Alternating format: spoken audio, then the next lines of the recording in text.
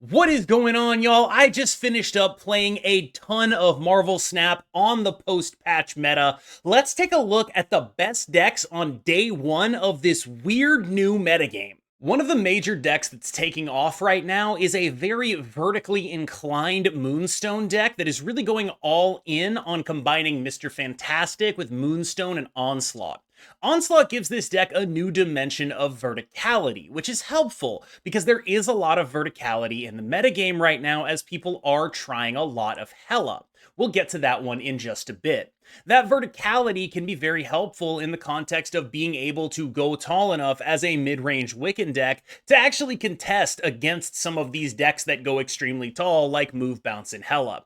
Remember, the issue with Move, Bounce, and Hela is that they go very tall without being able to be interacted with, which typically means they're going to be doing more points as combo decks than any sort of Wiccan-y mid-range can match. This deck, on the other hand, actually does have draws where it'll get like 40 power in one lane and like 30 power in another, which means that it's able to actually stay in against those decks in a way that is not common among Wiccan decks. Wiccan decks typically have lacked that ability almost entirely, especially back when they were playing things like Magneto and just normal top end, but by using multiplicative top end, like Onslaught, combined with your other ongoing effects, you can actually get to a point level that is respectable into those matchups, and they're not automatic losses. I'm not going to sit here and tell you that they're amazing matchups, but they're better matchups than any Wiccan deck has ever had into those combo decks that go over the top. Because otherwise, almost every other time this matchup has come up, when Hela was good, it would go over the top. When Move Bounce was good, it would go over the top. You can actually play those games now because of the multiplicative stacking of Onslaught. I would expect to see a lot of this deck immediately. However, there is a bit of a natural predator here, and it's the fact that people are able to tech against it. If that deck becomes extremely popular, I can see it sort of switching back to being beneficial to play this version of it, which is not nearly as vertical, but it has Rogue in it, so it makes it very, very strong against those decks. It looks like if Hela manages to stick around, again, more on that later, there's going to be something of a triangle, because the decks that are vertical enough to go over the top of Hela are going to be weak to tech cards because they can't really do anything about that. If you want to be vertical enough to go over the top of Hela, you have to expose yourself to some degree to interaction. Then let's say you want to be the interactive deck. Okay, cool, you're playing Rogue against Hela. You don't win that matchup. This is much more typical of a Wiccan deck in that matchup, where it's just like, I'm not sure you have enough points to deal with what they're outputting. However, the Rogue is a really big deal. And so the interplay between the various matchups that you might see is very interesting to me. If you're not seeing any Hela, being fully teched out for the mirror is really smart. If you're seeing a ton of Hela, that tech isn't going to be doing nearly as much. This is Danish's build of Hela, and it is fairly similar to his other builds of the deck. The basic ethos here is that you don't need to go too completely crazy in order to pull something off that is very strong with a deck like this. Hela is here to facilitate all the other stuff that this deck is really trying to do. Really, you're just looking to bring back maybe a 5 and maybe a 6, and that's going to be enough points. Gore, especially, is a very scary dude against a lot of decks right now. He's a very big, very threatening card. It should not be like overlooked here that you're kind of always playing good cards in a deck like this. There's just a lot of strong stuff to do. Like every Danish Hela deck, there's the Gambit Odin stuff that is in these lists. There are going to be games where you're able to go like Corvus into Hela, into Odin the Hela. Stuff like that is pretty interesting as well, but keep in mind that it is a little bit less effective now because of the fact that you are now going to only revive cards of each type. This deck is not going all in on Hela. What it's doing is saying, I'm going to have enough points in enough spaces. The other thing that this deck is doing is playing Supergiant in order to deal with a lot of the turn 5 decks that you see right now. Decks like Move Bounce are quite problematic, and this is a card that is extremely good into Move Bounce.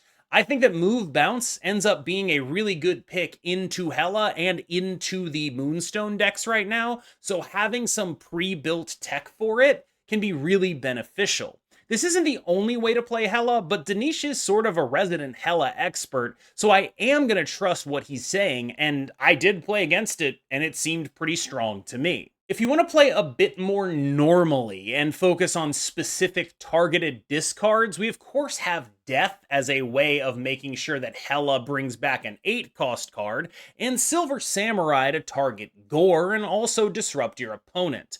This is probably going to be the more common list. Danish has always been a bit of an anomaly among Hela players in terms of what he was willing to do and what his lists look like, where typically a lot of Hela players end up a little more risk averse, I should say. This is a deck that is attempting to mitigate the downside of Hela and play what I would describe as safe Hela. The goal here is to hit your discards and not really worry about actually discarding Hela because you have things that prevent that from happening, but you are costing yourself a little bit in terms of explosiveness, and it sort of remains to be seen if the deck can keep up in a world where people are playing Move Bounce, in a world where people are doing this onslaught stuff, where people are going extremely vertical. I do think that a lot of the reactions of, oh, they killed Hela, have proven to be not necessarily objectively incorrect. It is still day one, but the card is definitely more alive than it used to be. I'm not saying that this is a guarantee that Hela is going to remain a deck that I see a lot of, but I will tell you, I saw way more Hela post-patch than I have seen in like the last 4 weeks pre-patch. This was a buff to Hela. I think that has become clear. The question is how much of a buff and how exactly we're supposed to be building around it. Because this made Hela a real-ish deck again. I'm seeing a lot of it. In the context of everything we've just talked about, I think you can understand why it is that I'm pretty high on Move Bounce right now. I think Move Bounce has a lot of game even into the extremely vertical onslaught decks. I think it can go over the top even of Hela decks, and I think it has good matchups into a lot of stuff right now because there's a lot less Red Guardian running around and almost no Invisible Woman Killmonger. If you asked me to pick what I thought the best deck would be to play right now I think it's probably Move Bounce just because of positioning. I think a lot of people are going to be playing those Onslaught lists. I think a lot of people are going to be playing those Hela lists. And I think both of those matchups are pretty favorable for Move Bounce, which means that this deck will likely end up near the top of the metagame again, which provides another wrinkle to the previously discussed potential triangle. What if it turns out that this is just the best deck at going tall and we go back into a world where we have to tech for it and then all the people that are teching for it lose to every Hela deck of all time? Interesting stuff going on right now. I really do, I am surprised by the dynamic that Hela is providing to the metagame, sort of throwing a wrench into a lot of this analysis, because until we know exactly how good the deck is and if people are going to stick with it or if it's just a day one thing people are messing around with, it's hard to actually game out what the metagame is supposed to look like. If that deck is good and people stick with it, then I think Move Bounce is going to be in a really good position because anyone teching to beat Move Bounce is going to get punished by Hela. That's a really interesting situation to be in. Meanwhile, the Move Bounce deck is just going to be favored into a lot of stuff, maybe everything. And I think that that is bad for the metagame, but maybe people don't figure it out, or maybe Hela doesn't stick around and people are able to meaningfully build to beat this deck, which is beatable, but you have to be able to build for it in order to, you have to have space in the metagame to build to beat this deck if you want to be able to successfully do it, and there might not be space in the metagame to do that. In a world where nobody is interacting with you at all, and anyone who's trying to interact with anyone is getting punished heavily for trying to interact by either Hela or by Move Bounce decks that are just gonna not let you play cards unless you're playing Invisible Woman, your cards won't matter against them. So in that world, Mr. Negative is kind of like a trump card. You are, when you draw your stuff in the right order, gonna literally beat everything. You are going to beat everything. If you play Mr. Negative into Jane Foster and get some reasonable stuff, your numbers are going to be higher than anyone else's. It's going to be very hard for you to lose. Being able to do multiple gores is completely horrific. It's heinous. Being able to do multiple gores or multiple Ironmen, incredibly heinous. Being able to taskmaster those gores, you kind of get where I'm going with this. If the only thing that matters in the metagame is verticality, this is an extremely vertical deck. I'm not going to sit here and say Mr. Negative is great, but this has all the makings of a Mr. Negative metagame. Everything that has happened, everything I've been talking about is telling me that the metagame is rewarding going tall as hell right now. Mr. Negative goes the tallest. It just does. And that is a valuable position to hold because it means you can aggressively snap into a wide variety of matchups because who the hell is playing anything that interacts with you ever?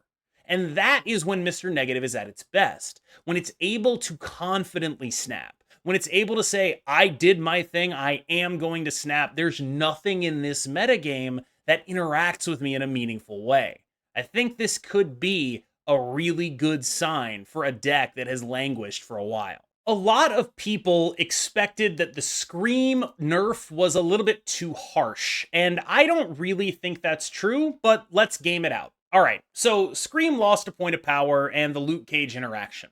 Luke Cage is being played a lot less as people experiment with verticality. It's not really a card that helps you go vertical very well.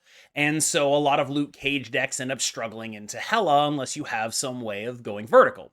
That means that part has basically not mattered very much for me. The second part is, in my opinion, offset by the fact that we got a 2/4 Spider-Man. 2/4 Spider-Man in this deck is genuinely pretty relevant because it allows you to have plays when you actually draw your Scream late that don't completely suck. You can play a Kraven on 2, a Polaris on 3, and then a Scream and a Spider-Man on 4. You could also do the same thing with Scream on 2, Kraven and Spider-Man on 4. This is a line of play that was basically not accessible to you in any meaningful way before now.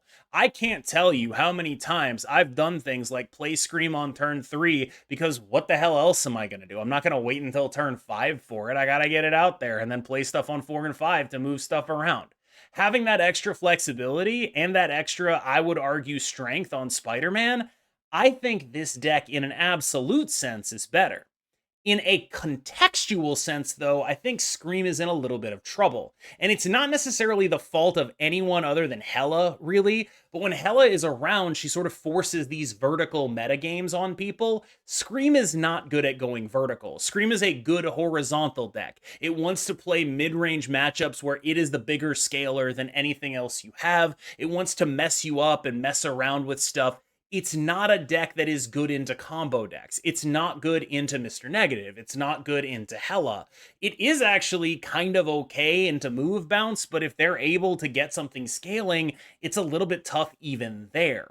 And so this is a deck that is probably worse, but not because the cards in the deck are worse, because the context around it is worse. This is a deck that is not a fit for the current metagame in the way it was a fit for a very mid-range heavy anti-venom Wiccan-y metagame before Moonstone came out. Between Moonstone's verticality with Onslaught and between Hela's verticality with just existing, this deck ends up in a much more awkward spot because it is not built for metagames like that.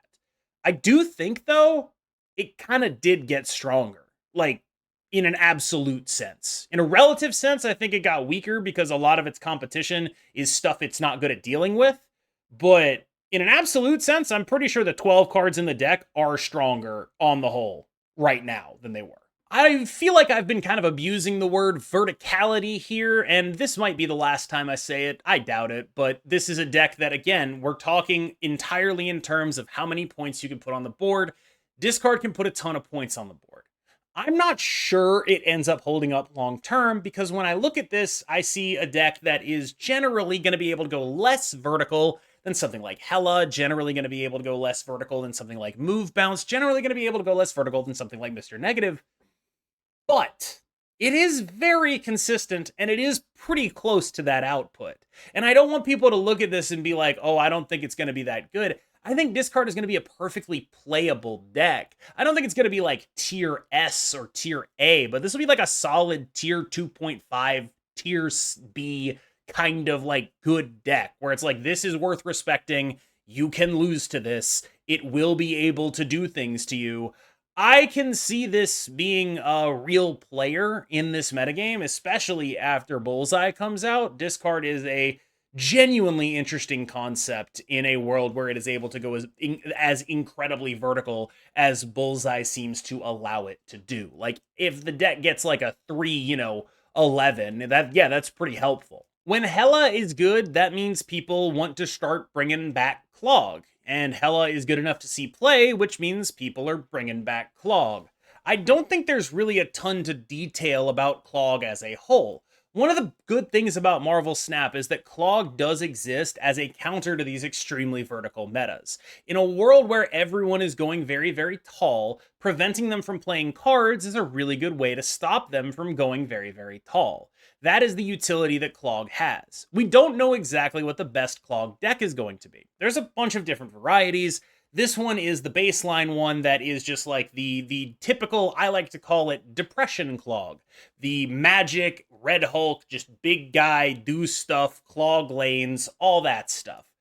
It's relevant because it's not even like this stuff is all that bad even against something like Move Bounce, because Move Bounce needs room to move its stuff around. And a lot of Move Bounce decks are cutting things like Falcon, and that might end up not being correct in a world where people are playing cards like Debris, for example. There's something to be said for the way in which Clog kind of exists as a police sort of entity on the metagames that get very vertical. If you want to go super vertical, Clog is here to say, actually, screw you, dude. Like, you don't get to play cards at all. That's a naturally good thing to happen, but I do think that it is awkward that we solve one problem with another problem. I don't think a lot of people who hate playing against Hela somehow magically love playing against Clog.